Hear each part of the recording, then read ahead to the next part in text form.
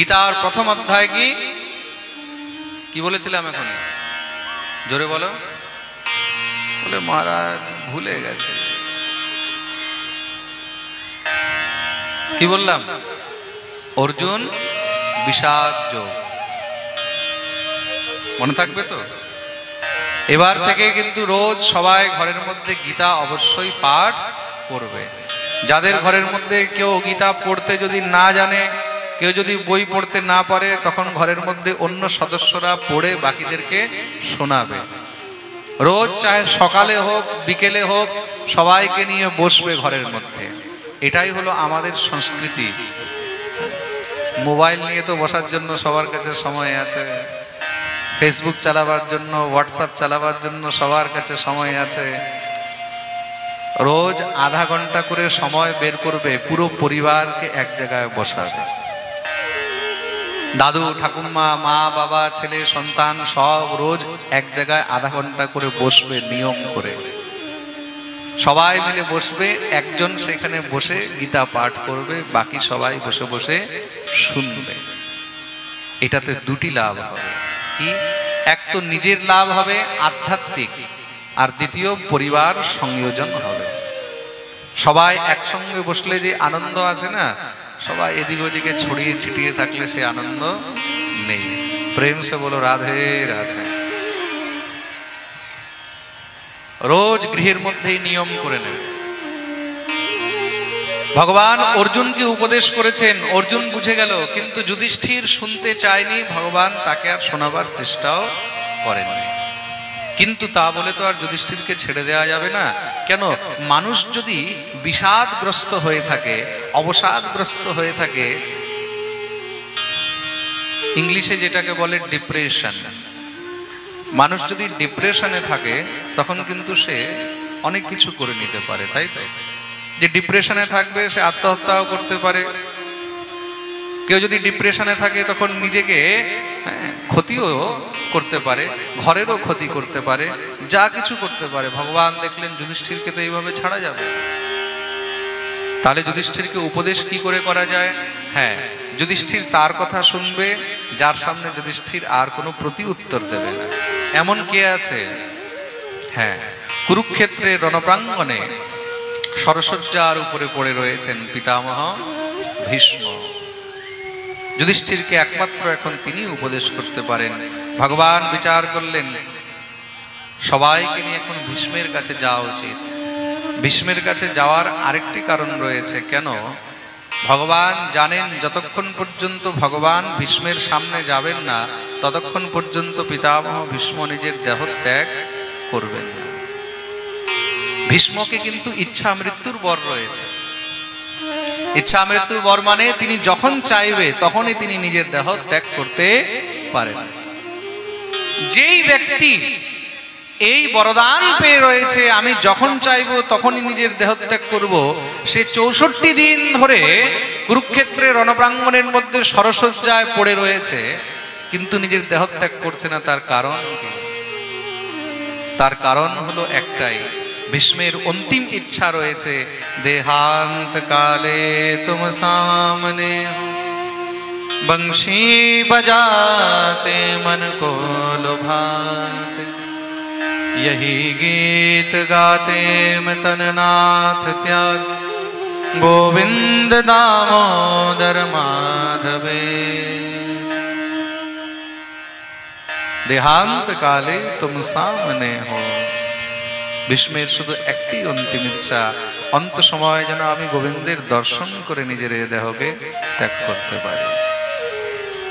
ভগবান সমস্ত পাণ্ডবদেরকে নিয়ে পিতামহ ভীষ্মের সম্মুখে গিয়ে উপস্থিত হলেন। এক এক করে সমস্ত পাণ্ডবগণ ভীষ্মের কাছে এসে প্রণাম করে দাঁড়াচ্ছেন, কিন্তু ভীষ্মের দুটি নয়ন চঞ্চল হয়ে যাচ্ছে। কেন? ভীষ্ম যার প্রতীক্ষা করছে সে তো এখনো আসেনি। কে?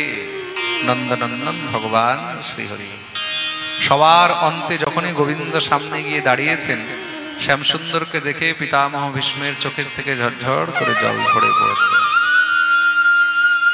ভগবান বললেন, কি হলো পিতামহ? কি হয়েছে ভীষ্ম? খুব কষ্ট হচ্ছে নাকি? পিতামহ ভীষ্ম বললেন, না না, হে মধুসূদন, কষ্ট তো হচ্ছে, কিন্তু এটা দৈহিক কষ্ট নয়, এটা হলো আমার মনের কষ্ট। এটা হলো আমার মনের কষ্ট। আমার সামনে অনন্ত কোটি ব্রহ্মাণ্ডের নায়ক দাঁড়িয়ে রয়েছেন, আর আমি দোনো হাত জোড় করে তাকে প্রণাম করতে পারছি না, আমি তার চরণ স্পর্শ করতে পারছি না। আমার থেকে বড় হতভাগা, আমার থেকে বড় পাপী এই সংসারে আর কে হবে? যে সামনে সাক্ষাৎ প্রাণনাথকে পেয়েও পেতে পারল না। পিতামহ ভীষ্মের ভাব দেখে ভগবানও দ্রবিত হয়ে গেলেন। পিতামহ, যুধিষ্ঠির নতুন নতুন রাজা হয়েছে, তো তাকে একটু রাজধর্মের উপদেশ করো। যুধিষ্ঠির পিতামহ ভীষ্মের চরণে বসেছেন। পিতামহ ভীষ্ম যুধিষ্ঠিরকে উপদেশ করলেন। কি উপদেশ করেছেন? দান ধর্মান রাজধর্মান মোক্ষ ধর্মান বিভাগশঃ স্ত্রী ধর্মান ভগবদ ধর্মান সমাসভ্যাসয়োগতঃ। দান ধর্ম, রাজধর্ম, মুক্তির ধর্ম, স্ত্রী ধর্ম, ভগবত ধর্ম, এগুলো উপদেশ করলেন। কেন? রাজা যতক্ষণ পর্যন্ত ধর্মের বিষয়ে জানবে না, ততক্ষণ পর্যন্ত রাজা ধর্মের অনুসার চলতে পারবে না। যুধিষ্ঠিরকে উপদেশ করলেন, যুধিষ্ঠিরের মন শান্ত হলো। ভগবান বলছেন, ভীষ্ম, তোমার কোনো অন্তিম ইচ্ছা রয়েছে? এদিকে দেখতে দেখতে সূর্য মকর রাশিতে প্রবিষ্ট হয়েছে, মকর সংক্রান্তি আরম্ভ হলো, মানে উত্তরায়ণ শুরু হয়ে গেছে। পিতামহ ভীষ্ম দেখলেন উত্তরায়ণ আরম্ভ হয়েছে। গোবিন্দকে বললেন, প্রভু, আমার একটি অন্তিম ইচ্ছা রয়েছে।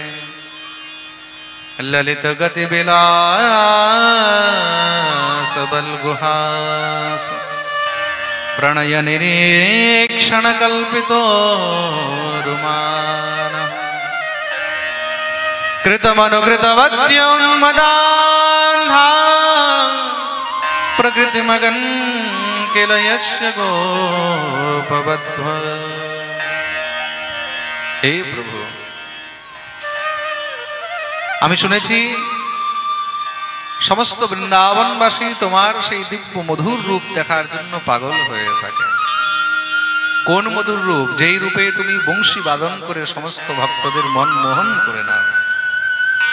এই শঙ্খচক্র গদা পদ্মধারী দ্বারকাধীশকে দেখে মনের মধ্যে সেই প্রেম আসে না। এটা তো ঐশ্বর্য রূপ, আমি তোমার সেই মাধুর্য রূপে দর্শন করতে চাই। ললিত গতি বিলাস বল গুহাস, আমি তোমার সেই ললিত রূপ দর্শন করতে চাই, যেই রূপ দর্শন করে মনে প্রেম জাগ্রত হয়। শঙ্খচক্র গদাপদ্ম দেখে মনে প্রেম আসে না। হাতে যদি বাঁশি থাকতো, আমি তোমার সেই রূপ একবার। इतना तो करना स्वामी, जब प्राण तन से निकले। इतना तो करना स्वामी, जब प्राण तन से निकले। गोविंद नाम लेकर तब प्राण तन से निकले। इतना तो करना स्वामी, जब प्राण तन से निकले। गोविंद नाम लेकर तब प्राण तन से निकले। इतना तो करना स्वामी।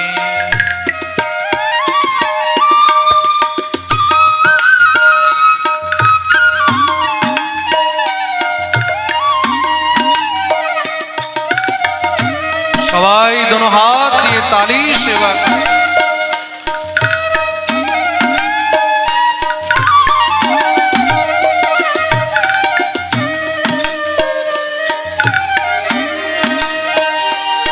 श्री गंगा जी का तट हो, यमुना या बंशीवट हो,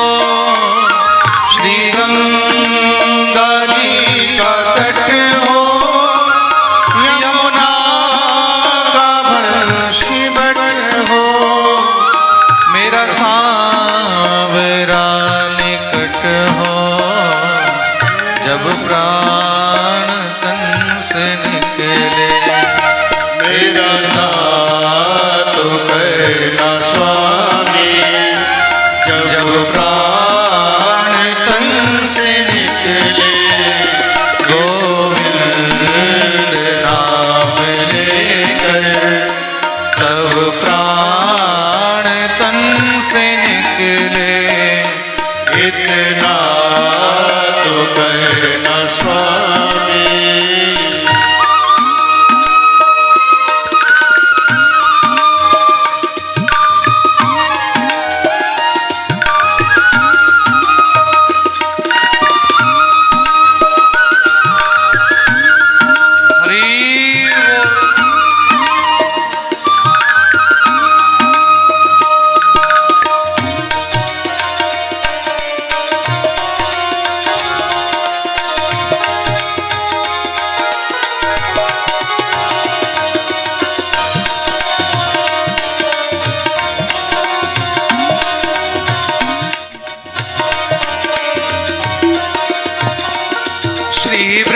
वृंदावन का स्थल हो, मेरे मुख में तुलसी दल हो, श्री वृंदावन का स्थल हो, मेरे मुख में तुलसी दल हो, श्री वृंदावन का स्थल हो, मेरे मुख तुलसी दल हो, श्री वृंदावन का स्थल हो, मेरे मुख में तुलसी दल हो, माधव चरण का जल हो, जब प्राण तन से निकले, इतना तो करना स्वामी, जब प्राण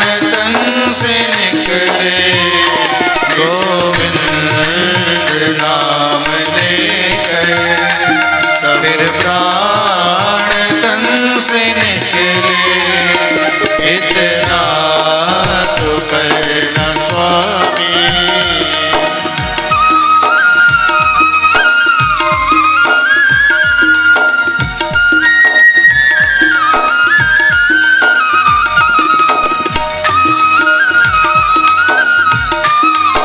बोलिए भक्तवत्सल भगवान की।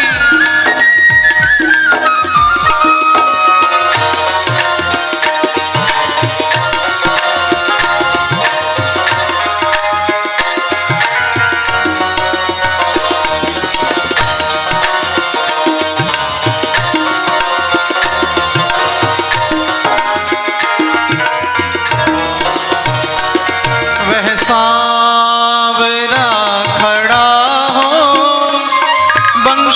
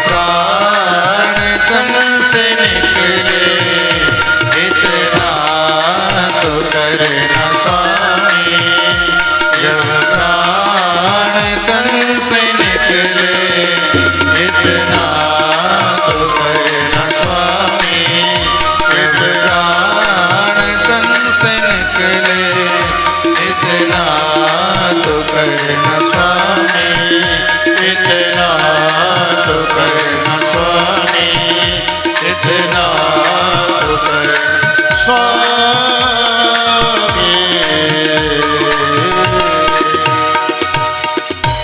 बोलिए भक्तवत्सल भगवान की जय।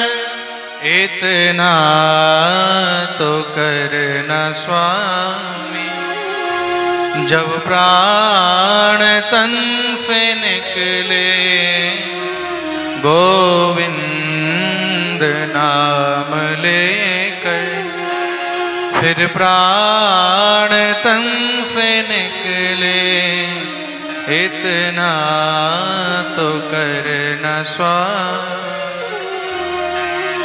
पितामह भीष्म दिव्य गोविंदेर श्री चरणे प्रार्थना करते करते, गोविंदेर दर्शन करते करते सेखानेई निजेर देहके त्याग करे दिलेन।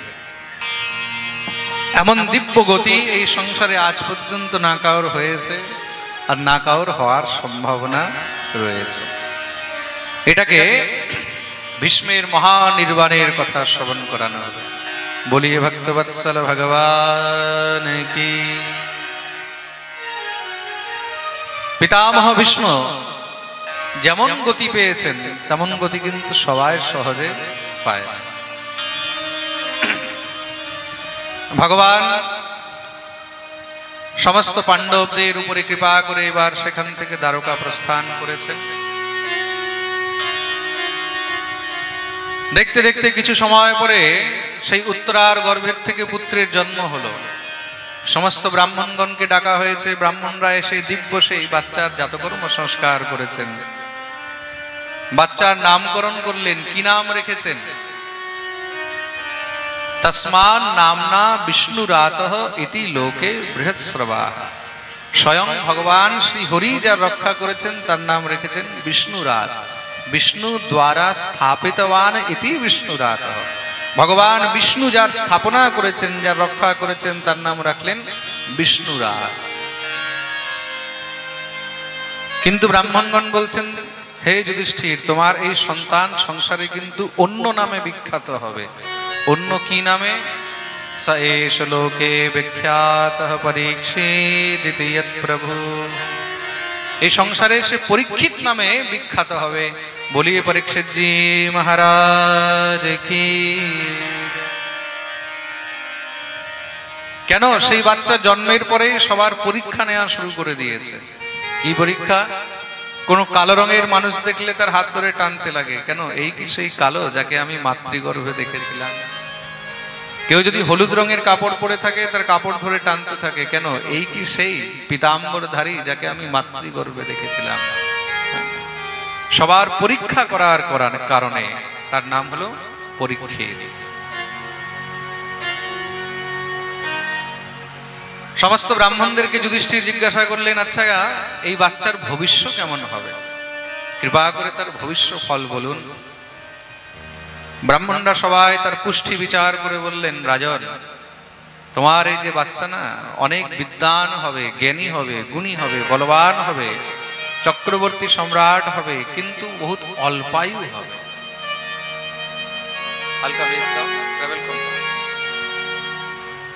কিন্তু সে অল্পায়ু হবে। কেন? বহুত অল্প বয়সেই সর্পদংশনে তার মৃত্যু হবে। শুনেই তো যুধিষ্ঠির চিন্তিত হয়ে গেলেন। এই কি বলছেন প্রভু? আমাদের বংশে আজ পর্যন্ত সর্পদংশনে কারোর মৃত্যু হয়নি। দেখুন, ফাঁসি দিয়ে মরলে, জলে ডুবে মরলে, আগুনে জ্বলে মরলে, বিষ খেয়ে মরলে বা সর্পদংশনে মৃত্যু হলে তার উদ্ধার হয় না। খুব মন দিয়ে শুনবেন। কিন্তু গোকর্ণ উপাখ্যানে ধুন্ধুকারী চরিত্রে কালকে আমরা শুনেছিলাম না, কার যদি অকাল মৃত্যু বা অপমৃত্যু হয় তখন কিন্তু তার উদ্ধার হয় না। সে প্রেত জনি বা পিশাচ জনি প্রাপ্ত করিয়া থাকে। যুধিষ্ঠির বললেন, আমাদের বংশে তো আজ পর্যন্ত এমন হয়নি, তাহলে এর উদ্ধার কি করে হবে, এর কল্যাণ কি করে হবে? সে এমন কি কর্ম করেছে স্বয়ং ভগবান তার রক্ষা করেছেন, আর তার এই দুর্গতি হবে? ব্রাহ্মণরা বললেন চিন্তা করো না, যার রক্ষা ভগবান করেছেন তার উদ্ধার করার জন্য স্বয়ং ভগবানকেই আসতে হবে। স্বয়ং ভগবান এসে তার উদ্ধার করবেন। ভগবান এই পরীক্ষিতের রক্ষা করেছিলেন, আর সেই ভগবান ভাগবত রূপে এসে কিন্তু পরীক্ষিতের উদ্ধার করেছেন। বলিয়ে ভাগবত ভগবান কি। শুনে যুধিষ্ঠিরের মনে কিঞ্চিত শান্তি হলো। দেখতে দেখতে এবার দিনের উপরে দিন পেরোচ্ছে। যুধিষ্ঠির মহারাজ দেখলেন হঠাৎ করে রাজ্যের মধ্যে এখন নিত্য নতুন অপশকুন চলছে। কিছু না কিছু অপশকুন হতেই থাকে। যেই জীব কখনো কোনো জীব হত্যা করে খায় না, যেরকম বানর, খুব মন দিয়ে শুনবে, বানর তো হলো শাকাহারী, সেই বানরও মাংস ভক্ষণ আরম্ভ করে দিয়েছে। যেই গাভী কখনো কোনো রক্ত স্পর্শ করে না, সেই গাভী নিজের সন্তানকে চেটে চেটে তার গায়ের থেকে রক্ত বের করে দিচ্ছে। এমন এমন অপশকুন দেখতে পেলেন। সন্ধ্যাবেলায় ঘরের উপরে কাক ডাকছে, এগুলোকে অপশকুন বলা হয়েছে। খুব মন দিয়ে শুনবে। সন্তান এখন মাতা পিতার অবহেলা শুরু করে দিয়েছে। এই দেখে যুধিষ্ঠিরের মনে চিন্তা হয়ে গেল। অর্জুনকে পাঠালেন, অর্জুন তুমি একটু যাও, গিয়ে দ্বারকায় দেখে আসো আমাদের দ্বারকাধীশ সকুশল আছেন তো। গোবিন্দের থাকাকালীন কৃষ্ণের থাকতে থাকতে এই সংসারের মধ্যে এমন অপশকুন। যাও যাও, যদি দ্বারকাধীশ মেনে যায় তাহলে কিছুদিনের জন্য দ্বারকাধীশকে আমাদের এখানে নিয়ে আসবে। অর্জুন গিয়ে উপস্থিত হয়েছেন দ্বারকায়। দ্বারকায় গিয়ে সেখানে অর্জুন দেখছেন দ্বারকা নামক কোনো জায়গায় নেই। কি হয়েছে? সমস্ত দ্বারকাপুরী জলমগ্ন হয়ে গেছে। অর্জুন কাঁদতে কাঁদতে ফিরে আসলেন। যুধিষ্ঠির অর্জুনকে দেখে জিজ্ঞাসা করেছেন, কি হয়েছে অর্জুন? আমাদের দ্বারকাধীশ সকুশল আছে তো? অর্জুন বুকে জড়িয়ে ধরে যুধিষ্ঠিরকে বলছেন, বঞ্চিতোহম মহারাজ হরিণা বন্ধুরূপিণা। দাদা, সেই প্রাণনাথ প্রাণ গোবিন্দ আমাদের সবাইকে ত্যাগ করে দিয়ে সংসার ছেড়ে চলে গেছেন। যুধিষ্ঠির তো শুনেই মনে হচ্ছে বোধহয় বজ্রপাত হয়ে গেল। এই কি বলছো অর্জুন?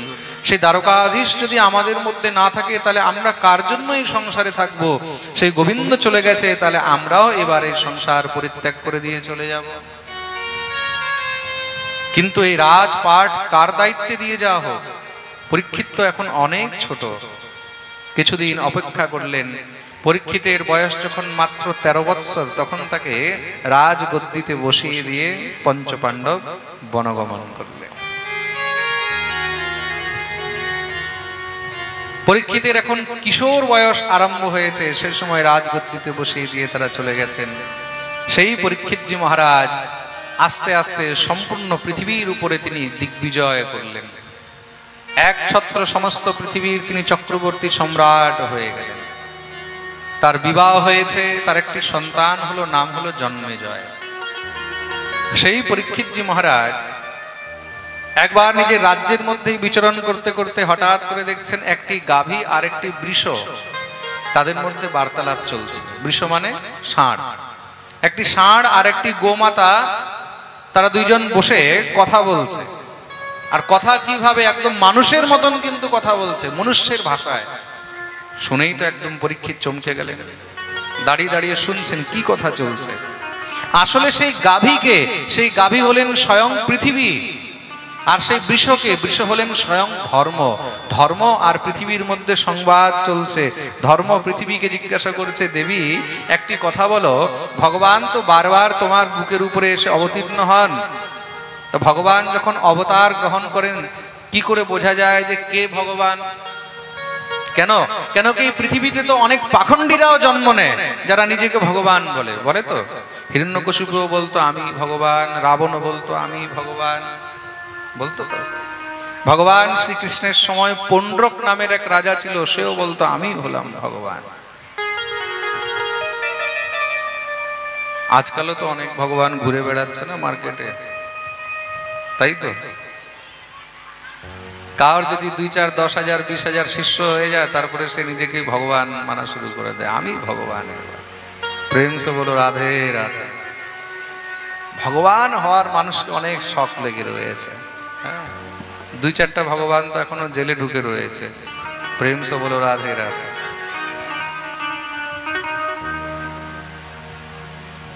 ধর্ম জিজ্ঞাসা করছে এখানে পৃথিবীকে, তুমি কি করে বুঝো যে কে ভগবান? ভগবতী পৃথিবী তখন উত্তর দিলেন, হে ধর্মরাজ, ভগবান যখন অবতার গ্রহণ করেন তখন ভগবান কিন্তু কাউকে বলেন না যে আমি ভগবান। তাহলে অবতার নাহি কহে আমি অবতার, লক্ষণে হইবে অবতারেরও বিচার। ভগবানকে কখনো এসে বলতে হয় না, ভগবানকে নিজের প্রচার করতে হয় না, ভগবানকে মাইকে অ্যানাউন্স করতে হয় না যে আমি ভগবান। ভগবানের লক্ষণ, ভগবানের গুণ বলে দেবে যে সে হলো ভগবান। তাহলে ভগবানের লক্ষণ কি, ভগবানের গুণ কি? ভগবানের 64 গুণ রয়েছে, সেই 64 লক্ষণ, তাই হলো ভগবানের গুণ, তাই হলো ভগবানের লক্ষণ। তার মধ্যে 39টি হলো অপ্রাকৃত গুণ, আর বাকি হলো প্রাকৃত গুণ। কি কি অপ্রাকৃত গুণ এখানে ভগবতী পৃথিবী তার বর্ণন করছেন। সত্যম শৌচম দয়া শান্তিস্ত্যাগঃ সন্তোষ আর্জবম সমোদমস্তপঃ সাম্যম তিতিক্ষো পরতিশ্রুতম জ্ঞানম বিরক্তিরেশ্বর্যম শৌর্যম তেজোবলম স্মৃতিঃ স্বাতন্ত্র্যম কৌশলম কান্তির্ধৈর্যম আর্দবমেব চ। এগুলো হলো ভগবানের লক্ষণ। সত্য, শৌচ, দয়া, শান্তি, ত্যাগ, তিতিক্ষা, উপরতি, শ্রুতি, জ্ঞান, বৈরাগ্য, ঐশ্বর্য, শৌর্য, তেজ, বল, স্মৃতি, ভগ, স্বতন্ত্রতা, কুশলতা, আস্তিক্যতা, এগুলো হলো ভগবানের লক্ষণ। যার মধ্যে এইসব লক্ষণ পাওয়া যায় তিনি হলেন স্বয়ং ভগবান। খুব সুন্দর সৎসঙ্গ চলছে, তার মধ্যে হঠাৎ করে কি দেখলেন, একটি কালো রঙের পুরুষ রাজার মতন বেশ ধারণ করে সেখানে একটি ডান্ডা নিয়ে এসে সেই বৃষটাকে মারতে শুরু করে দিয়েছে। যখনই বৃষটাকে মারতে আরম্ভ করেছে, সেই বৃষটা অনেক কষ্টে উঠে দাঁড়িয়েছে। যখনই তাকে দাঁড়াতে দেখলো, পরীক্ষিত দেখছে তার 3টি পা ভাঙা, একটি পায়ের উপরে দাঁড়িয়ে রয়েছে। সেই গাভী, সেই গোমাতা যখন সেই কালো রঙের পুরুষকে তাড়াতে গেছে, সেই গাভীটাকেও জোরে জোরে মারতে শুরু করে দিয়েছে। দেখে আর থাকতে পারলেন না, ক্রুদ্ধ হয়ে সঙ্গে সঙ্গে তলোয়ার বের করে দৌড়াতে লেগেছেন। যখনই পরীক্ষিত মহারাজকে তলোয়ার নিয়ে মারার জন্য আসতে দেখেছে, সঙ্গে সঙ্গে সেই কালো রঙের পুরুষ দৌড়ে গিয়ে চরণে পড়ে গেছে, মহারাজ আমি আপনার শরণে এসেছি, আমাকে আপনি অভয় দান করুন। পরীক্ষিত মহারাজ তাকে বন্দী করে দিলেন। কে তুই? আমার সামনে, আমার রাজ্যের মধ্যে নিরীহ পশুর উপরে অত্যাচার করিস, দুষ্ট। সে নিজের পরিচয় দিয়েছে, মহারাজ আমার নাম হলো কলি। পরীক্ষিত বলছেন, ওহো তাহলে তুমি সেই কলি? বলে হ্যাঁ মহারাজ, আমি হলাম কলি। তোমার এত বড় দুঃসাহস, তুমি আমার সামনে আমার রাজ্যের মধ্যে নিরীহ পশুর উপরে অত্যাচার করছো।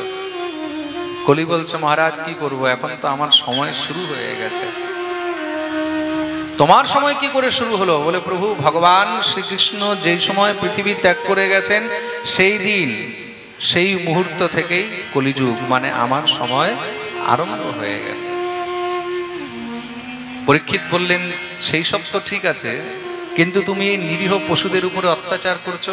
বলে মহারাজ আপনি দেখলেন, তারা বসে সৎসঙ্গ করছিল, তারা বসে বসে হরিনাম করছে, তার জন্যই আমি আর থাকতে পারলাম না, তাদেরকে কষ্ট দিতে শুরু করেছি। এই কি বলছো? বলে হ্যাঁ মহারাজ, এটাই তো হলো কলির স্বভাব। এই কলিযুগের মধ্যে যে যত ধর্ম করবে, যে যত ভগবানের নাম করবে, কলি তাকে ততই কষ্ট দেবে। কেন? কলি কখনো চায় না যে এই কলিযুগের মধ্যে মানুষ হরিনাম করে তাড়াতাড়ি উদ্ধার হয়ে চলে যায়। কলি কি চায়? কলির ধর্মই হলো এটা। অনেকজন অনেক সময় প্রশ্ন করে যে মহারাজজি, যারা ঠাকুরের ভজন করে, যারা হরিনাম করে, যারা ভক্তির পথে থাকে, তাদের জীবনে এত কষ্ট কেন আসে? তার কারণই হলো এইটা। কলি কখনো চায় না যে কেউ ভগবত ভজন করে, কেউ হরিনাম নিয়ে ঠাকুরের সেবা করে, ভক্তি করে তাড়াতাড়ি পার হয়ে চলে যায়। কলি চায় সবাই যেন আমার মতন অধর্মী হয়ে যায়। দেখো, শাস্ত্র বলেছে না, যে যেমন হয় সে সবাইকে তেমনই বানাতে চায়। যে নেশাখোর হয় না, মদতি, সে চাইবে সবাই যেন নেশাখোর হয়ে যায়। তাতে কি হবে? তাহলে বোতল অ্যাভেলেবেল হয়ে যাবে, যার কাছে চাইবো তার কাছেই পেয়ে যাব। যে গাঁজাখোর হয় সে চায় সবাই যেন গাঁজাখোর হয়ে যায়। তোমাদের গ্রামের মধ্যে যদি দেখবে কোনো গাঁজাখোর আসে না, সে গ্রামের আশেপাশে যত গাঁজাখোর আছে খুঁজে খুঁজে সব বের করে নেবে। আর যে সাধু হবে সে চাইবে সবাই যেন সাধু হয়ে যায়। আর যে বিড়িখোর হবে সে কি করবে? চাইবে সবাই যেন বিড়িখোর হয়ে যায়। যে যেমন হবে সে চাইবে সবাই যেন তেমনই হয়ে যায়। প্রেম সে বলো রাধে রাধে। আরে বলো না, বলো না, আরো জোরে। পিছনে যারা আছে দোনো হাত উপরে করে, দেখতে পাচ্ছি না এখনো হাত উপরে। জয় জয় শ্রী রাধে। কলি কি চায়? কলি চায় সবাই যেন পাপী হয়ে যাক, অধর্মী হয়ে যাক। সবাই তো চাইবে আমার দলটা যেন ভারী হোক, তাই তো? এই সংসারে সবাই নিজের দল ভারী করতে চায়। পরীক্ষিত মহারাজ বললেন, দুষ্ট, তুই আমার রাজ্যে থাকতে পারবি না, বেরিয়ে যা। কলি বলছে, প্রভু যাব কোথায়? কলির বাস, কলির স্থান তো একমাত্র পৃথিবীর মধ্যেই রয়েছে। পৃথিবীর বাইরে কলির কোনো প্রভাব হয় না। তাহলে আমাকে থাকার জন্য জায়গা দেন। পরীক্ষিত মহারাজ বিচার করলেন, তাহলে জায়গা তো দিতেই হবে। কলিকে 4টি জায়গা দিয়েছেন। কোথায়? দ্যুতম পানম স্ত্রিয়ঃ সূনা यत्र धर्माश्चतुर्विधः पुनश्च याचमाना जातरूपमदात्रभो। কলিকে থাকার জন্য 4টি জায়গা দিয়েছেন। কোথায়? দ্যুত। দ্যুত মানে যেখানে জুয়া খেলা হয় সেখানে কলির বাস হয়। মনে রাখবে, যারা জুয়া খেলে না, বুঝে যাবে তারা হলো সাক্ষাৎ কলির এজেন্ট। আর দ্বিতীয় হলো পানম। পানম মানে মদ্যপান। যেখানে মদ্যপান হয় সেখানে কলির বাস থাকে, সেখানে কখনো শান্তি হবে না, সব সময় অশান্তি লেগে থাকবে। তার জন্য যারা মদ্যপান করে বুঝে যাবে এরা হলো সাক্ষাৎ কলির বাচ্চা। প্রেম সে বলো রাধে রাধে। পানম। আর তৃতীয় হলো স্ত্রিয়ঃ। যেখানে পরস্ত্রী গমন হয়, যেখানে লম্পটতা হয়, সেখানে সাক্ষাৎ কলির বাস হয়। প্রেম সে বলো রাধে রাধে। খুব মন দিয়ে শুনবে কিন্তু। পরস্ত্রী গমন বলতে কি বলা হয়েছে? শুধু স্ত্রী দৈহিক সঙ্গ নয়, যে নিজের মন দিয়েও পরস্ত্রী সঙ্গ করে। এই সংসারের মধ্যে অনেক প্রকারের লোক রয়েছে, দৈহিক সঙ্গ করতে পারছে না, কিন্তু কি করবে? সে পরের বউ, পরের মেয়েদেরকে শুধু তাকিয়ে বেড়ায়। এদেরকেও কিন্তু কলির এজেন্ট বলা হয়েছে। যারা পরস্ত্রীর প্রতি লোভ রাখে, যাদের মনের মধ্যে পরস্ত্রীর প্রতি লম্পটতা থাকে, তাদেরকেও কিন্তু মহা কলির এজেন্ট বলা হয়েছে। খুব মন দিয়ে শুনবে, তাদেরও জীবনে কখনো শান্তি হয় না। আর চতুর্থ হলো হিংসা। শোনা, যেখানে হিংসা হয়, খুব মন দিয়ে শুনবে, যেখানে হিংসা হয় সেখানেও কিন্তু কলির বাস হয়। এই 4টি জায়গা কলিকে থাকার জন্য দিয়েছে।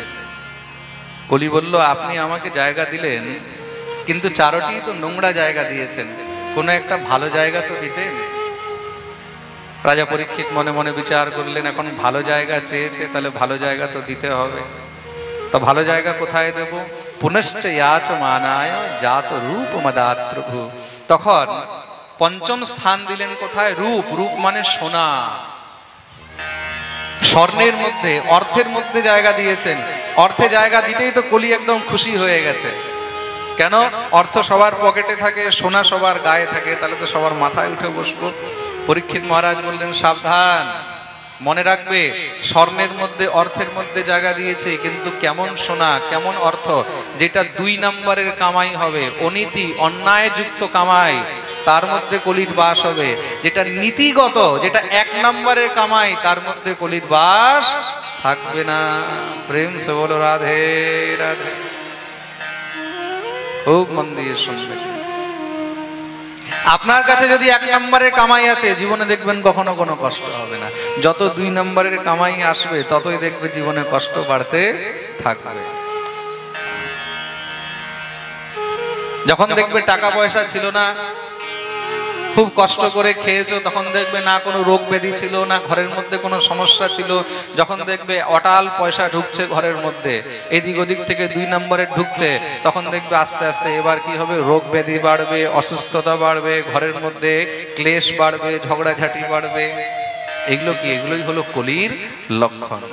প্রেম সে বলো রাধে রাধে। এগুলোকে বলা হয়েছে কলির লক্ষণ। তো পঞ্চম স্থান দিলেন কোথায়? অর্থের মধ্যে। তাহলে ঘরের মধ্যে যদি 2 নম্বরই আসে, আমাদের মধ্যে এমন তো মহারাজ কেউ নেই যার ঘরের মধ্যে 2 নম্বরই আসে না। হয়তো কিছু থাকতে পারে, কিন্তু সবার ঘরের মধ্যে কিছু না কিছু তো 2 নম্বরই ঢুকেই ঢোকে, তাই তো? তাহলে সেই অর্থ যদি 2 নম্বরের ঘরে ঢুকে, তাহলে তার থেকে কি করে বাঁচবো?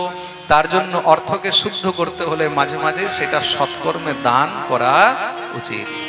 যেখানেই পাঠ হচ্ছে, যজ্ঞ হচ্ছে, সাধু বৈষ্ণব সেবা হচ্ছে, সেখানে তুমি যত পারবে মুক্ত হস্তে দান করতে থাকবে। বলছে তন পবিত্র সেবা কিয়ে ধন পবিত্র কিয়ে দান और मन पवित्र हरि स्मरण सो त्रिविध लोक कल्याण। শরীর কি করে পবিত্র হয়? সাবান লাগালে শরীর পবিত্র হয় না, বুঝেছো? তাহলে বলছে সাধু গুরু বৈষ্ণবের সেবা করলে তখন গিয়ে এই দেহ পবিত্র হয়। তন পবিত্র সেবা কিয়ে ধন পবিত্র কিয়ে দান। অর্থ কিভাবে পবিত্র হয়? দান করলে। আর মন কিভাবে পবিত্র হয়? মন পবিত্র হরি স্মরণ সো। এই মন দিয়ে তুমি যত হরি চিন্তন করবে, যত হরি স্মরণ করবে, ততই তোমার মন পবিত্র থাকবে। প্রেম সে বলো রাধে রাধে। এই প্রকার কলিকে নিগ্রহ করেছেন, কলিকে দমন করলেন, ধর্ম পৃথিবী রক্ষা করেছেন। শ্রী পরীক্ষিতজি মহারাজ একদিন শিকার খেলতে বনে গেছেন। বনে শিকার করতে করতে জল পিপাসা লেগেছে, জল খুঁজতে খুঁজতে এক ঋষির আশ্রমে গেলেন। সেই ঋষির নাম হলো শমীক ঋষি। শমীক ঋষির আশ্রমে গিয়ে উপস্থিত হয়েছেন। সেখানে শমীক ঋষি ধ্যানস্থ হয়ে বসেছিলেন। রাজা জল যাচনা করলেন, হে ঋষিবর, খুব পিপাসা লেগেছে, একটু জল প্রদান করুন। কিন্তু ঋষি এমন ধ্যানস্থ হয়ে বসেছিলেন, তিনি শুনতেই পারেননি, বুঝতেই পারেননি কে এসেছে। রাজা ক্রুদ্ধ হয়ে গেল। আর ক্রোধ কি? ক্রোধ হলো মানুষের পতনের মূল কারণ। খুব মন দিয়ে শুনবে। তার জন্য জীবনে কখনো রাগের মাথায় কিন্তু কোনো কাজ করা উচিত নয়। যখনই দেখবে রাগ উঠছে, রাগের মধ্যে কখনো কোনো নির্ণয় নেবে না। রাগের মধ্যে তুমি যখনই যা নির্ণয় নেবে, পরে কিন্তু তোমাকে পশ্চাতাপ করতে হবে, পস্তাতে হবে। রাগের মাথায় কখনো ঠিক নির্ণয় হয় না। তার জন্য বাল্য শিক্ষা একটি কথা রয়েছে না, ভাবিয়া করিও কাজ, করিয়া ভাবিও না। কোনো কাজ করার আগে 10 বার চিন্তা করবে। কাজ করে ফেললে তারপরে চিন্তা করে কোনো লাভ নেই। তার জন্য যখনই কোনো নির্ণয় করবে, একদম শান্ত মস্তিষ্কে, একদম ঠান্ডা মাথায় সেই নির্ণয় করা উচিত। প্রেম সে বলো রাধে রাধে।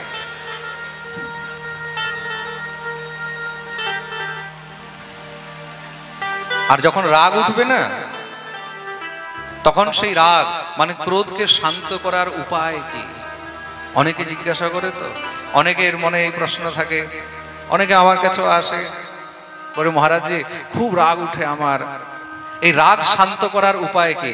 একটু কিছু উপায় থাকলে বলুন। অনেকের মনে জিজ্ঞাসা থাকে, তো জানতে চাও? বলবো? খুব ভালো মন্ত্র রয়েছে, কিন্তু খুব ভালো একটি উপায় বলে দিচ্ছে। যখন যখন রাগ উঠবে তখন সেই ক্রোধ শান্ত করার উপায় কি? খুব সহজ, খুব সরল উপায়। যখনই রাগ উঠবে, যখনই ক্রোধ হবে, তখন কি করবে জানো? সব থেকে আগে দোনো হাত এইভাবে মুঠ বন্ধ করবে। বুঝতে পেরেছ? দোনো হাত এইভাবে মুঠ বন্ধ করবে। দুটি বুড়ো আঙুলকে এই 4 আঙ্গুল দিয়ে একদম এইভাবে চেপে নেবে। করে দেখাও তো দেখি। খুব কাজে দেবে কিন্তু। হ্যাঁ, এইভাবে মুঠ বন্ধ করে নেবে। 2 পায়ের বুড়ো আঙ্গুল একদম টাইট করে নেবে, আর টাইট করে শুধু হরিনাম শুরু করে দেবে। হরে কৃষ্ণ কৃষ্ণ কৃষ্ণ হরে হরে, হরে রাম রাম রাম হরে হরে, হরে কৃষ্ণ কৃষ্ণ কৃষ্ণ। যত রাগ উঠবে তত আরো একদম উচ্চস্বরে হরিনাম করবে এইভাবে। হরে কৃষ্ণ কৃষ্ণ কৃষ্ণ হরে হরে, হরে রাম রাম রাম হরে কৃষ্ণ কৃষ্ণ কৃষ্ণ হরে। যখন মনে হবে যে একে মেরে ফেলি, একে করবি, তখন আরো জোরে জোরে হরিনাম করবে। 5 মিনিট, 10 মিনিট, 15 মিনিট করতে করতে দেখবে একদম রাগ ঠান্ডা হয়ে যাবে। প্রেম সে বলো রাধে। এটা হলো একদম মহারাজ টিকাও একটা যুক্তি, ক্রোধ শান্ত করা। রাজা পরীক্ষিতের রাগ উঠে গেল, সঙ্গে সঙ্গে তিনি কি করলেন? আচ্ছা, আমাকে দেখে এখানে ভজনের ঢং করছিস? সেইখানে সঙ্গে সঙ্গে একটি মৃত সর্প ছিল, সেই মৃত সর্পকে নিয়ে শ্রমিক ঋষির গলায় ফেলে দিলেন। ঋষির গলায় মৃত সর্প ফেলে দিয়ে রাজা তো চলে এসেছে। এইদিকে কি হয়েছে? সেই ঋষির পুত্র, নাম হলো শৃঙ্গী, কৌশিক নদীর মধ্যে সেখানে খেলতে খেলতে কেউ খবর দিয়েছে তোর বাবার গলায় কেউ মৃত সর্প ফেলে দিয়ে গেছে। হাতে জল নিয়ে সংকল্প করে রেগে অভিশাপ দিয়ে দিলেন। ইতি লঙ্ঘিত মর্যাদম তক্ষকম সপ্তমে হনি দংশতি স্ম কুলাঙ্গারম নোদিতো মিততদ্রুহম। যে নিজের মর্যাদা উল্লঙ্ঘন করে আমার পিতার গলায় মৃত সর্প ফেলেছে, আজ থেকে 7ম দিনে তক্ষক সর্পের দংশনে তার মৃত্যু হয়ে যাবে। দেখুন, রাগের মাথায় কাজ করলে কি হয় তার পরিণতি দেখুন। পরীক্ষিত রেগে গিয়ে কি করেছে? ঋষির গলায় মৃত সর্প ফেলেছে। আর শ্রমিক ঋষির পুত্র শৃঙ্গী, সেও কি করেছে? রাগের মাথায় সঙ্গে সঙ্গে অভিশাপ দিয়ে দিয়েছে। রাজা যখন এই রাজ্যে ফিরে এসেছেন, স্নান টান করে যখনই ভগবানের সেবায় বসেছে, আন্নিকে বসতেই, পূজাতে বসতেই মনে পড়লো, সেই স্মৃতি হলো, আত্মগ্লানি হয়ে গেছে। ছি ছি ছি, আমি কেমন কাজ করলাম! একজন সাধুর গলায়, একজন ঋষির গলায় আমি মৃত সর্প ফেলেছি, নিশ্চয়ই আমাকে তার ফল ভোগ করতেই হবে। হে ঈশ্বর, তুমি আমাকে তার ফল অবশ্যই দেবে। দেখুন, কেউ যদি পাপ করেছে আর পাপ করে তার প্রায়শ্চিত্ত করে, স্মৃতি শাস্ত্রে বর্ণিত রয়েছে পাপ করে পাপের প্রায়শ্চিত্ত করলে আত্মগ্লানি যদি হয় যে জীবনে আর আমি এই কাজ কখনো করব না, তাহলে কি হয়? ভগবান তাকে ছোট মোটো কিছু সাজা দিয়ে, দণ্ড দিয়ে সেই পাপ থেকে মুক্ত করে দেন। পরীক্ষিত মহারাজ এখানে অপরাধ করেছেন, মনে মনে বিচার করছেন নিশ্চয়ই আমাকে যেন তার ফল ভোগ করতে হয়। কিন্তু যারা দুষ্ট তারা কিভাবে? কোনো পাপ করলো, কখনো গিয়ে কার কোনো অনিষ্ট করলো, অনিষ্ট করেও ভাবছে আমার যেন কিছু না হয়। এটা কি? এটা হলো চুরি আর উপর থেকে সিনাজরি। শৃঙ্গী ঋষি অভিশাপ দিয়েছে। শ্রমিক ঋষি যখনই জানতে পারলেন, ছেলেকে বুঝিয়েছেন, এই কি করলি তুই? রাজা তো ভুলবশত এই কাজ করে দিয়ে গেছে, কিন্তু রাজার সেবা করা প্রজার কর্তব্য, আমি তো সেবা করতে পারিনি, উল্টো তুই অভিশাপ দিয়ে দিলি। যা হওয়ার হয়েছে, তাড়াতাড়ি রাজার কাছে খবর পাঠাতে হবে, তাতে যেন নিজের মুক্তির কোনো উপায় করে নেয়। একজন ব্রাহ্মণকে পাঠালেন। ব্রাহ্মণ এসে পরীক্ষিত মহারাজকে খবর দিয়েছেন, মহারাজ আপনাকে শৃঙ্গী ঋষির অভিশাপ লেগেছে, কি আজ থেকে 7ম দিনে তক্ষক সর্পের দংশনে আপনার মৃত্যু হয়ে যাবে। রাজা পরীক্ষিত সেই ব্রাহ্মণকে খুব ধনধান্য দিয়ে বিদায় করলেন। সমস্ত সব ব্রাহ্মণদেরকে ডেকেছেন, মনে মনে খুব খুশি হয়েছে। কেন? প্রভু অনেক বড় কৃপা করেছে যে আমাকে 7 দিনের সময় দিয়েছে। ঋষি যদি অভিশাপ দিত যে এক্ষুনি ভস্ম হয়ে যাক, আমি তো তাহলে 2 মিনিটেরও সময় পেতাম না। সব ব্রাহ্মণদেরকে ডেকে তাদের কাছে এবার প্রার্থনা করলেন, আমার জীবনের 7 দিন বাকি আছে, এই 7 দিনে আমার মুক্তি কি করে হবে, আমাকে সে উপায় বলুন। কেউ কোনো উপায় বলতে পারল না। তখন রাজা নিজের পুত্রকে রাজগদ্দিতে বসিয়ে দিয়ে গঙ্গার ধারে গিয়ে অনশন ব্রত নিয়ে বসেছেন, ভগবানের চিন্তন করছেন। চারদিক থেকে সবাই যখন খবর পেয়েছে রাজা পরীক্ষিতকে অভিশাপ লেগেছে, সবাই এবার দৌড়ে দৌড়ে আসছে। সবাই দেখতে চায় যে পরীক্ষিতের অন্তিম গতি কিভাবে হবে, তক্ষক সর্প কিভাবে এসে তাকে দংশন করবে। সবাই শুধু সেই চিন্তন করে সেখানে এসে উপস্থিত হয়েছে। হাজার হাজার লোকের ভিড় লেগে গেছে। সাধু, বৈষ্ণব, ঋষি, মুনি সবাই এসে সেখানে চারদিক দিয়ে পরীক্ষিতকে ঘিরে বসে গেছে। হঠাৎ করে দেখতেই দেখতে তাদের মধ্যে স্বয়ং ব্যাস নন্দন শ্রী সুখদেব প্রভু দৌড়ে উপস্থিত হলেন। তত্রাভবদ ভগবান ব্যাস পুত্র यदृच्छया गामटमानो नपेक्षः अलक्ष्यलिंगो निजलाभतुष्टो मृतश्च बालैरवधूतवेषः। श्री सुखदेव प्रभु के देखे सबाई निजेर निजेर जायगाय दाड़िये गेছেন। बोलिए सुखदेव भगवान की। सब ऋषि मुनिरा परीक्षितকে বললেন, পরীক্ষিত তোমার সমস্ত প্রশ্নের উত্তর স্বয়ং চলে এসেছেন তোমার কাছে। তুমি যা জিজ্ঞাসা করতে চাও তার কাছে তুমি জিজ্ঞাসা করে নাও। রাজা পরীক্ষিত দিব্য মহারাজ বন্দন করলেন। শ্রী সুখদেব প্রভুকে উচ্চ আসনে বসিয়ে নিজের চরণে বসে প্রণাম করে প্রশ্ন জিজ্ঞাসা করেছেন। কি জিজ্ঞাসা করেছেন? দুটি প্রশ্ন জিজ্ঞাসা করেছেন। সব থেকে প্রথম প্রশ্ন, अतः पृच्छामि संसिद्धिं योगिनां परमं गुरुं पुरुषस्येह यत्कार्यं म्रियमाणस्य सर्वथा। हे गुरुदेव, এই সংসারে যেই জীব মরণাসন্ন তাকে নিজের মুক্তির জন্য কি উপায় করা উচিত? দ্বিতীয় প্রশ্ন, यत् श्रोतव्यम अथो जप्यम यत् कर्तव्यम नृभिप्रभो स्मर्तव्यम भजनीयम वा ब्रूहि यद्वा विपर्ययम्। মরণাসন্ন জীবকে কার কথা শোনা উচিত, কার ভজন করা উচিত, কার চিন্তন করা উচিত, কার নাম নেওয়া উচিত? শ্রী সুখদেব প্রভু হাসতে লাগলেন। বাহ বাহ বাহ পরীক্ষিত, তুমি খুব সুন্দর প্রশ্ন করেছো। বরিয়ানেশতে প্রশ্নঃ কৃতো লোকহিতং নৃপঃ আত্মবিৎ সম্মতঃ পুংসাম শ্রোতব্যাদিষুয় পরঃ। তোমার এই প্রশ্নে শুধু তোমারই নয়, সমস্ত জগতের মঙ্গল হবে। কেন? পরীক্ষিত এখানে নিজের জন্য প্রশ্ন করেনি। পরীক্ষিত কি জিজ্ঞাসা করেছেন? এই সংসারে যে জীব মরণাসন্ন তার মুক্তির জন্য কি করা উচিত? তাহলে মরণাসন্নকে এখানে আপনিও মরণাসন্ন আর এখানে আমিও মরণাসন্ন, আমরা সবাই মরণাসন্ন। কেউ বলতে পারবে যে আমি মরবো না? বলতে পারবে? কোনো গ্যারান্টি আছে? রাত্রে ঘুমিয়েছি, সকালবেলা ঘুম থেকে উঠবো কিনা তার কোনো গ্যারান্টি নেই। ঘর থেকে বেরিয়েছি, ঘরে ফিরবো কিনা তার কোনো গ্যারান্টি নেই। क्षण भंगुर जीवन की कलिका कल प्रात को जान खिली न खिली मलयाचल के शुच शीतल मंद सुगंध समीर चली न चली कलिकाल कुठार लिए फिरता तन नम्र से चोट झिली न झिली भजले हरि नाम अरी रसना तू अंत समय में हिली न हिली। এই জীবনের কোনো ভরসা নেই। দেখুন, পরীক্ষিতের জীবনে 7 দিন আর আমাদেরও জীবনে 7 দিনই কিন্তু রয়েছে। এই সংসারে আমরাই কিন্তু পরীক্ষিত। তক্ষক সর্পকে এসে হলো কাল, সেই কাল এই 7 দিনের মধ্যেই কিন্তু একদিন আমাদেরকে এসে গ্রাস করে। 7 দিনের উপরে 8 দিনের সময় কিন্তু কাউকে দেওয়া হয়নি। দেওয়া হয়েছে? এই 7 দিনেই আমাদেরকে আসতে হবে আর 7 দিনেই যেতে হবে। অষ্টম দিন কিন্তু কাউকে দেওয়া হয়নি, জানা আছে তো? জানতে চাও?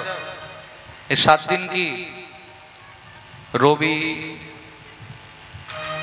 প্রথম হলো রবি, দ্বিতীয় হলো সোম, তৃতীয় হলো মঙ্গল, চতুর্থ জোরে বলো, হ্যাঁ বুধ, পঞ্চম শুক্র, না? হ্যাঁ, আরে ভুলে যাই, একটু জোরে বলো। বৃহস্পতি, আর ষষ্ঠম শুক্র, সপ্তম অষ্টম, আর কিছু আছে? এই 7 দিনেই আসতে হবে, আর এই 7 দিনেই যেতে হবে। হে রাজন, মনে রাখবে, তস্মাৎ ভারত সর্বাত্মা ভগবান ঈশ্বরো হরি শ্রোতব্যঃ কীর্তিতব্যশ্চ স্মর্তব্য স্বেচ্ছতা ভয়ম। এই সংসারে যে জীব জন্মগ্রহণ করেছে তার উদ্ধারের জন্য তাকে শুধু একজনেরই কথা শুনতে হবে, শ্রোতব্য কীর্তিতব্যশ্চ স্মর্তব্য। যদি শুনতে হয়, যদি ভজন করতে হয়, যদি জপ করতে হয়, যদি কার চিন্তন করতে হয়, তিনি হলেন স্বয়ং ভগবান শ্রী হরি। আমাদের কাছে তো 7 দিন আছে পরীক্ষিত, আমরা এই 7 দিনে সেই হরির দিব্য কথামৃতের রসাস্বাদন করব। কোন কথা? যার নাম হলো শ্রীমদ্ ভাগবত। ইদম ভাগবতম নাম পুরাণম ব্রহ্ম সংহিতম অধীতবান দ্বাপরাদৌ পিতুর্দ্বৈপায়নাদঃ। আমার পিতা মহর্ষি বেদব্যাস সেই ভাগবত গ্রন্থের রচনা করেছে। আমরা আজ থেকে 7 দিন সেই ভাগবত শ্রবণ করব। সেই ভাগবত শ্রবণ করলে কি হয়? বলছে জীবের সর্বথা মুক্তি হয়ে যায়। সদা সেব্যা শ্রীমদ্ ভাগবতী কথা यस्य श्रवण मात्रेण हरिश्चित्तम समाश्रये। তাহলে গুরুদেব এই ভাগবত কিভাবে শুনতে হয়? জিতাসনো জিতশ্বাসো জিতসঙ্গো জিতেন্দ্রিয়ঃ স্থূলে ভগবতো রূপে মনঃ সন্ধারয়েদ্ধিয়া। ভাগবত যদি শুনতে চাও তাহলে সব থেকে আগে নিজের আসনকে জিততে হবে। জিতাসনো, আমরা আসন জিততে পারি? 3 ঘন্টার পাঠের মধ্যে 30 বার তো আমরা এরকম করি, এরকম করি, তাই তো? প্রেম সে বলো রাধে রাধে। জিতাসনো, দ্বিতীয় হলো জিতসঙ্গ, সঙ্গ জিততে হবে। জিতশ্বাস, শ্বাসকে জিততে হবে। জিতেন্দ্রিয়, নিজের ইন্দ্রিয়কে জিততে হবে। তৎপশ্চাৎ বলেন যে সবকিছু নিয়ে গোবিন্দের পাদপদ্মে সমর্পণ করে দিতে হবে। রাজা পরীক্ষিত শ্রী সুখদেব প্রভুকে এখানে শ্রী গুরুদেব রূপে তার চরণে সব সমর্পণ করে দিলেন। দেখুন, বক্তার চরণে যদি শ্রোতা একদম সমর্পিত হয় তখন সেই বক্তার মুখ থেকে নিঃসৃত সেই বাণী শ্রোতার জন্য অমৃত তুল্য হয়। আসুন আমরা সবাই মিলে সেই সুখদেব প্রভুরূপী শ্রী গুরুদেবের সেই চরণে বন্দন করি। ভবসাগর তারণ कारण है रविनंदन बंधन खंडन है भवसागर तारण कारण है रविनंदन बंधन खंडन है भवसागर तारण कारण है रविनंदन बंधन खंडन है भवसागर तारण। सभी दोनों हाथों से ताली सेवा करते हुए गाएंगे।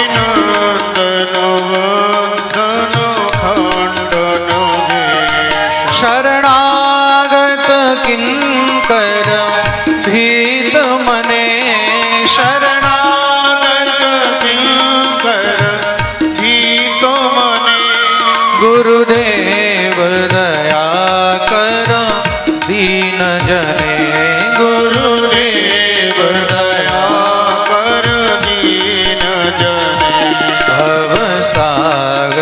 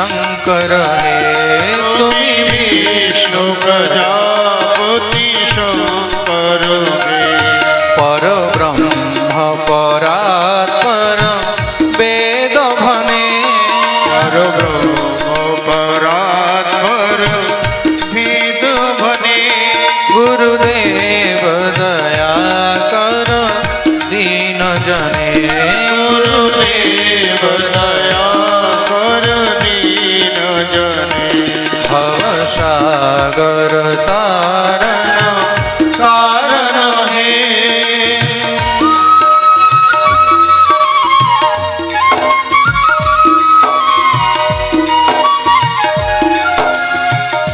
बोलिए सद्गुरुदेव भगवान की, श्री सुखदेव भगवान की।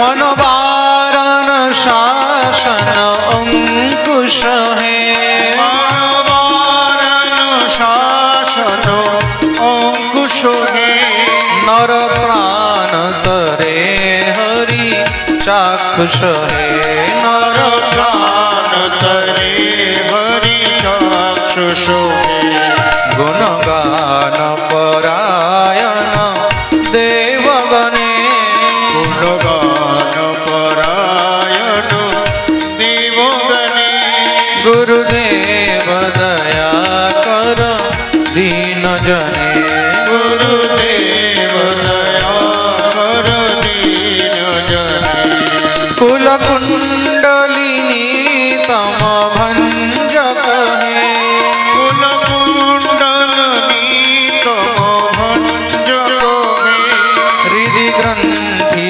विदारण कारक है हृदि ग्रंथि विदारण कारक है मम मानस चंचल रात्र दिने मनमानस चंचल रात्र दिने गुरुदेव दया कर दीन जने गुरुदेव दया कर दीन जने रिपुसूदन मंगल नायक है रिपुसूदन मंगल नायक है सुख शांति बरा भय दायक है सुख शांति बरा भयदायक है त्रयताप हरे तव नाम गुणे त्रयताप हरे तव नाम गुणे गुरुदेव दया कर दीन जने गुरुदेव दया कर दीन जने अभिमान प्रभाव विमर्दक है अभिमान प्रभाव विमर्दक है गतिहीन जने तुमी रक्षक है गतिहीन जने तुमी रक्षक है चित संकित वंचित भक्ति जने चित संकित वंचित भक्ति जने गुरुदेव दया कर दीन जने गुरुदेव दया कर दीन जने भव सागर तारण कारण है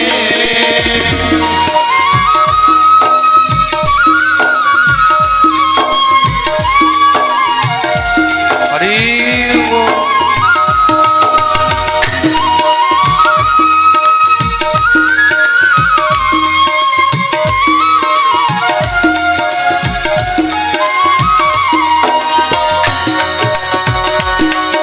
बोलिए सद्गुरुदेव भगवान की।